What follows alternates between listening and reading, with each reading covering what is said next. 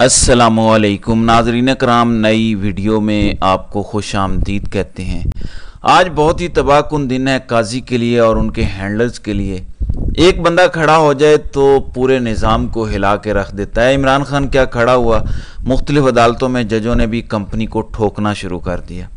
और काजी साहब जो कंपनी के फ्रंट मैन हैं, सबसे बड़े सहूलतकार हैं और कंपनी को छतरी फराहम करते हैं अदलिया की, उनके गिर्द भी घेरा तंग होना शुरू हो गया है। ये शख्स जब भी रिटायर होगा, इनके खिलाफ ज़रूर सुप्रीम जुडिशल काउंसिल में रेफरेंस आएगा। ये क्योंकि एक रिटायर्ड जज की मराआत छीन चुका है मज़ाहिर अली अकबर नकवी केस में, ये एक प्रेसिडेंट सेट हो गया है। इंशाल्लाह इसकी भी मराआत छीनी जाएंगी। इसके खिलाफ इतना पक्का रेफरेंस आएगा कि कोई आईन और कानून के दायरे में रहते हुए इसको बचा नहीं सकेगा।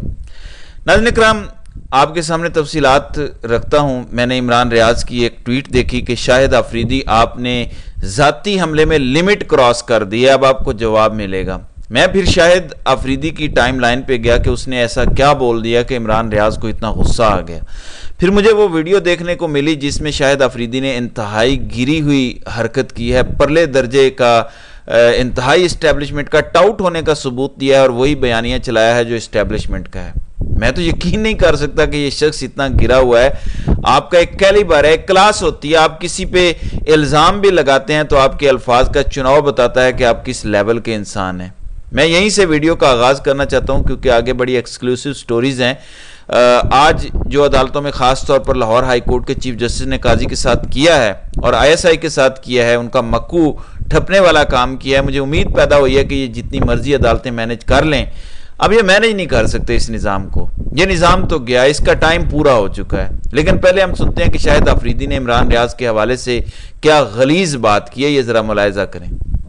एक इल्जाम इमरान रियाज साहब ने आपके ऊपर भी लगाया और स्केपगोट शायद पूरी टीम को छोड़ के आपको बनाने की कोशिश की गई है। क्या क्या माजरा है, क्या सिलसिला है?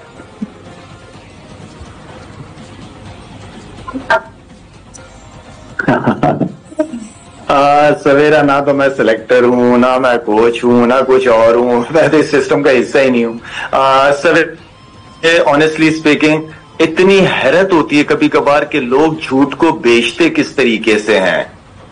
हैरान होता हूँ कि ये लोग अपनी औलाद को क्या हलाल रिस्क खिलाते हैं कि नहीं खिलाते हैं। ये लोग किस तरह झूठ फैलाते हैं, समझ से बाहर है। जब आपको इतने लोग फॉलो करते हैं और उन लोगों में आप झूठ को फैला रहे हो तो आप कहाँ स्टैंड करते हो। खैर, सवेरा, कल रात को मेरे PTI के दोस्त हैं, कोर कमेटी के सीनियर हैं काफी, उनसे बात हो रही थी और काफी लाला सॉरी ये वो चीजें हो रही हैं और हम खुद भी बहुत तंग है।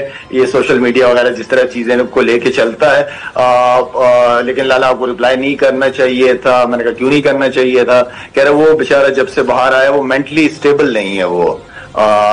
तो मैंने कहा यार मुझे तो नहीं पता था इस चीज का। अगर वो मेंटली ठीक नहीं है तो मैं तो उसके लिए दुआ गोई हूं कि अल्लाह ताला उसको सेहत दे। इसका कोई और जवाब बनता नहीं है सवेरा मेरे नजदीक।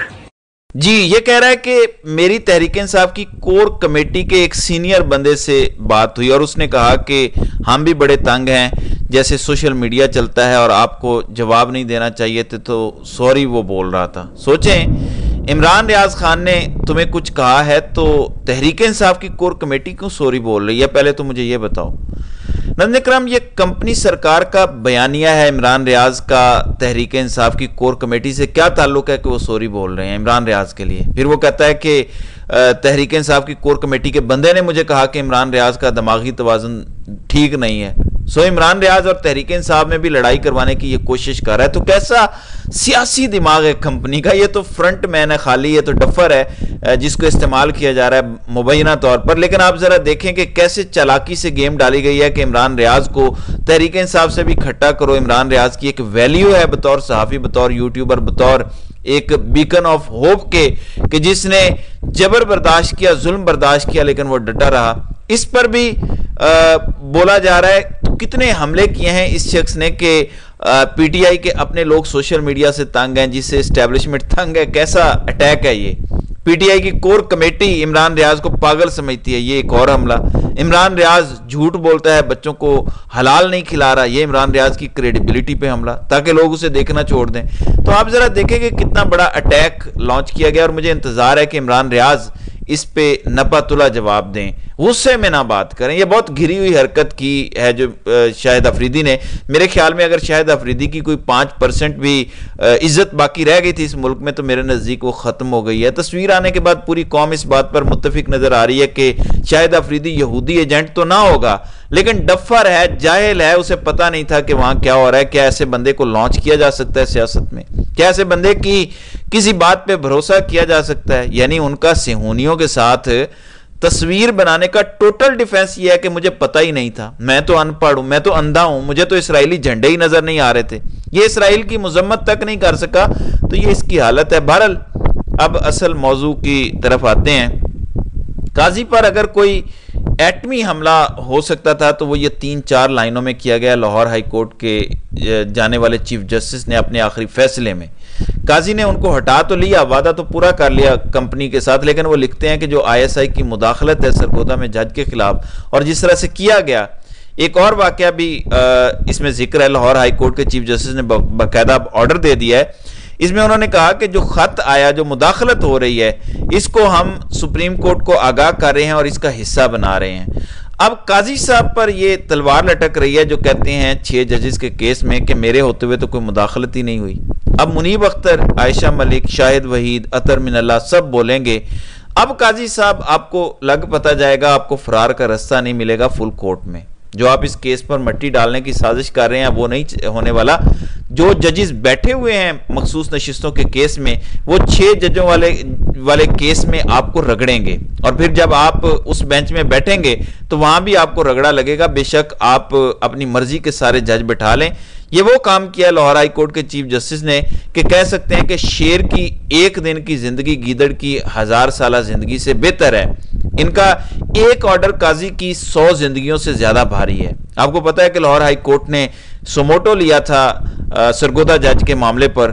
ISI والے کس حد تک آگے بڑھ چکے ہیں، یہ کسی عدالت، کسی آئین اور کسی قانون کو نہیں مانتے، اور میں آپ کو بار بار کہہ چکا ہوں کہ اپنی موجودہ ہیئت میں جو کردار ISI اب ادا کر رہی ہے، ISI اور پاکستان ساتھ نہیں چل سکتے۔ اور یہ فیصلہ بتائے گا آپ کو جو انہوں نے لکھا ہے۔ وہ لکھتے ہیں کہ 13 جون 2024 کو ایک اور سپیشل رپورٹ آتی ہے رجسٹرار ہائی کورٹ کو، اس میں مسٹر منیب احمد جو اسسٹنٹ ہیں اینٹی ٹیررزم کورٹ سرگودا کے، وہ لکھتے ہیں کہ 11/6/2024 کو 11:15 پہ 6 سے 7 بندے سادہ لباس میں میرے گاؤں تحصیل بھلوال آئے، اور یہ لکھوایا ISI نے اس اسسٹنٹ سے کہ مقدمہ نمبر 344/2023 اور مقدمہ نمبر 355/2023 تھانہ سٹی میاں والی میں مورخہ 10/6/2024 کو انگلش اور اردو میں کوئی تفصیلی فیصلہ جاری نہ کیا گیا ہے، اور نہ ہی اس بابت عدالت میں کوئی ریکارڈ موجود ہے۔ تو اس فیصلے کے حوالے سے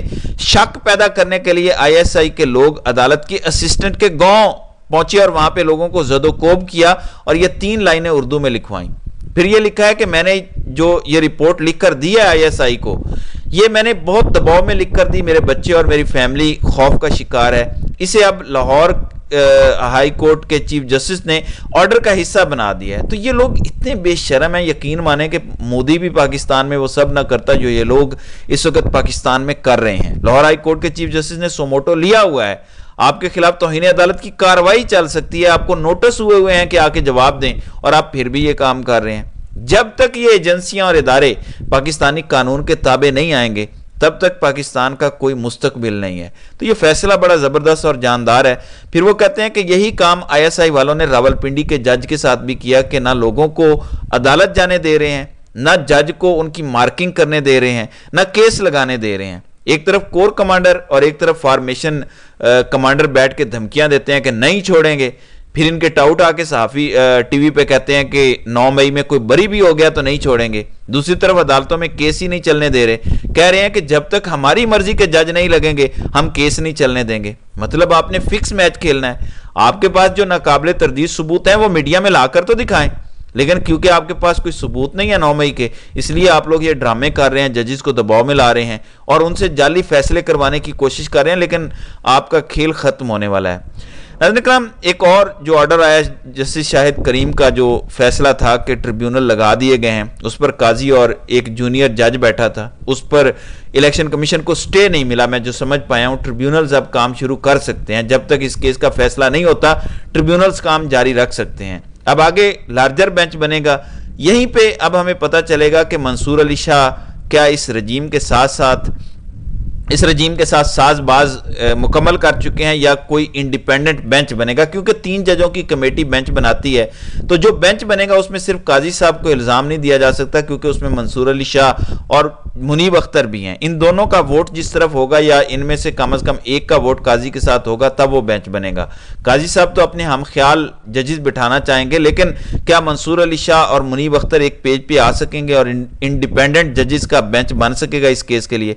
क्योंकि इसको आईनी तशरीह का केस बना दिया गया है कि आइन के आर्टिकल 219/3 की इंटरप्रिटेशन करनी है कि क्या इलेक्शन कमीशन ट्रिब्यूनल लगा सकता है, या हाई कोर्ट का मशवरा जरूरी है, या हाई कोर्ट भी ऑर्डर कर सकती है। तो इस हवाले से देखते हैं कि क्या बेंच बनता है, क्योंकि बेंच ही डिसाइड करेगा।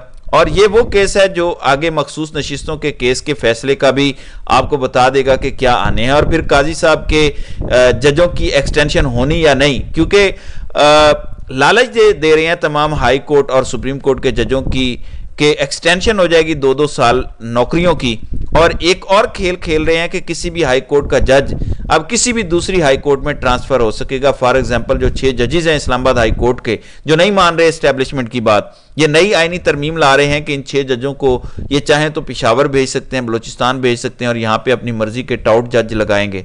तो इस वक्त तबाही की तरफ ये सिस्टम जा रहा है। सिर्फ एक चीज इस तबाही को रोक सकती है, और वो है मखसूस नशिस्तों के केस का आइन के मुताबिक फैसला। अगर वो फैसला सही आ गया तो 2/3 इनके पास नहीं रहेगी, ये तरामीम नहीं हो सकेंगी, तो फिर मामला आगे नहीं बढ़ सकेगा। इमरान खान बाहर डायरेक्ट अपने केसेस के जरिए नहीं आएंगे। इन 2 केसेस के फैसले के नतीजे में जो माहौल बनेगा, इससे इमरान खान बाहर आ जाएंगे। तो नाज़रीन करम, आपकी इस वीडियो के हवाले से क्या राय है? आप अपनी राय का इजहार कमेंट सेक्शन में ज़रूर कीजिएगा।